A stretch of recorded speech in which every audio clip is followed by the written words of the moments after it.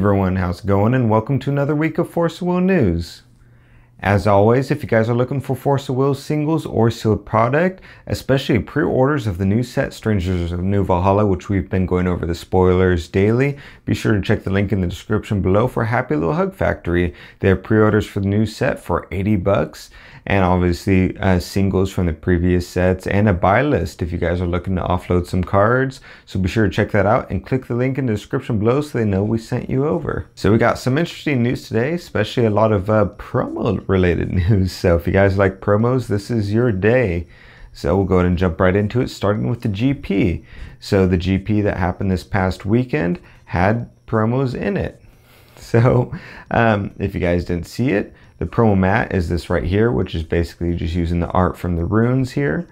And then they had the promo cards. So the promo cards included Blazer and Lorite, which were top 8 and top 16. I'm not sure which was which, but I assume Lorite was top 8.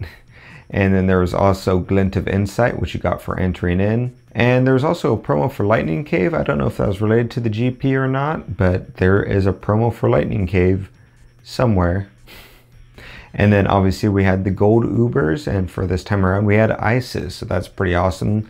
Sad that it's still the gold Ubers rather than the acrylic, but at least it's something. Speaking of the GP, we have the results from that GP. If you guys want to see the detailed sort of breakdown of it, including the list for top 8 and different things like that, be sure to check out our website, tcgscrubs.com, where we keep track of all of the top 8s and all that stuff. And also we have an article version of the news, which you can see in the link in the description below.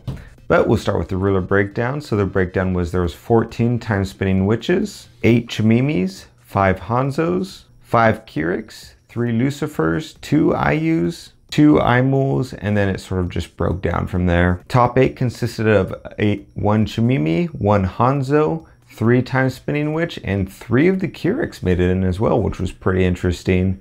First place ended up going to Ryan Miles of Team ARG. He won with his Hanzo deck. If you want to see, we talked about that a little bit on the tail end of our most recent podcast this week, if you guys want to hear sort of our thoughts on that as well. All right, going back to our roll of the promos, we also got a Judge promo look. So this is Hanzo this time around. So if you guys are a big fan of this chibi art here, I really like the look of this one as well. Although I'm noticing now that it's maybe they had said this before and I missed it, but it seems to be green rulers are the trend for Judge promos, because we had Reflect Refrain and Thief Scene, unless I'm forgetting one. So those 2 are green, and then we got Hanzo as well, but I'm not complaining. I like some chibi stuff. And we also have our look at the pre-release promos and playmat. So the playmat, as you can see here, is pretty awesome looking. Not sure what it is of specifically, but I know I really like the look of that art. As far as promos, I'm not sure which is which. One of these promos is the pre-release promo, which you'll get for entering in, and the other is the buy a box promo, which you get just automatically when you buy a booster box. But we have the Dark Alice doll here, which was that 3-cost resonator we had spoiled. And so you can see it's got full-on Dark Alice on it, which is pretty awesome. Oscar was pretty happy about that.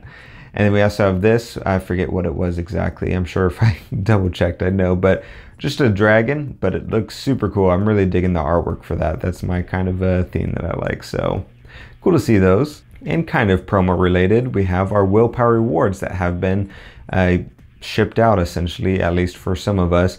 If you're a VIP member, it looks like that's the first wave of promos that people have been receiving, and those have been set via FedEx this time around, where you actually have to sign for it, which is a great way to sort of ensure that people not only receive it, but there's no confusion of the person receiving it not knowing where it is, or maybe trying to cheat the system or anything weird like that. So glad that they're doing that. Not sure when the next wave of promos for rank A, B, etc. will go out, but and if in case you guys missed it as well, instead of 10 cards this time around, it looks like it's 4 rulers, which if you're VIP, you'll get 2 copies of each of those 4 rulers, and then VIP will also get the numbered card, which is Brunhild.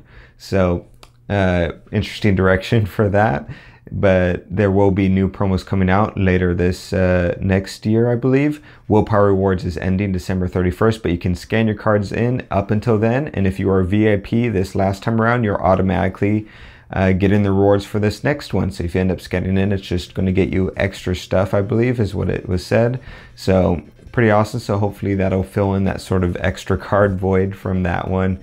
And once again, if you want to hear our thoughts on that, we also talked about that extensively on the most recent podcast as well. And you can also hear a lot of other tidbits and info this was from Jeff's Q&A he did. And so if you want to hear more about that and other things he went over, be sure to check out our stream recap that Oscar did this past week as well. Speaking of Willpower Rewards, it looks like Caster Chronicles also had their Willpower Rewards in China. So unfortunately, if you play Caster Chronicles, you did not get those rewards outside of Japan. Even if that's the only game you played and you don't play Force of Will, you got Force of Will Willpower cards anyways. So that was kind of unfortunate, but it looks like Japan got them in and they look super awesome, as you can see here. It looks like they followed the same suit as Force of Will, where you got 2 copies of 4 cards and then 1 extra card that was the VIP promo. So really bummed out that the US didn't get those. I would have loved to have those cards.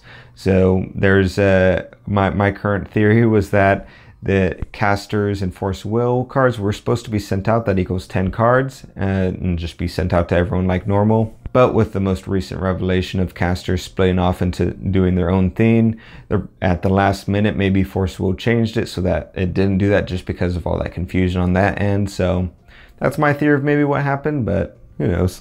Lastly, this is also something that was mentioned during the Q&A, but I thought I'd mention here, and that is that there's not going to be, at least right now, any replenishment of these starter decks. So we originally thought that we were going to get starter decks with the release of every single booster box. So if your locals were out of them, like ours are, they would be able to get some more in. So it looks like that is not going to be the case. We're not sure the exact reason, whether it's local game stores not submitting, or the distributors kind of being shady, or the Force of Will company doing something wrong on their end. Not quite sure what went wrong where, but it looks like, at least for now, we're not going to be getting any replenishment of these starter decks, which is super unfortunate, since those are kind of super important to play the game, especially if you're a new player coming in. So hopefully Force was able to figure out a workaround for that, either to get the starter decks out here or some other sort of workaround. I'm not sure what else there could be, but it's just kind of unfortunate. But hopefully people are able to step up. Maybe stores that have extra starter decks or anything like that can help send them out to stores that maybe are out of them but have players that are interested in playing the game. So we'll let you know if there's any updates regarding that. And speaking of going forward, there also won't be any Ubers. Jeff was talking about how they have the new print company and that they're really nice for card quality and all that. However, they don't have the ability to print Ubers. So going forward, at least for now, there won't be any Uber rarity cards.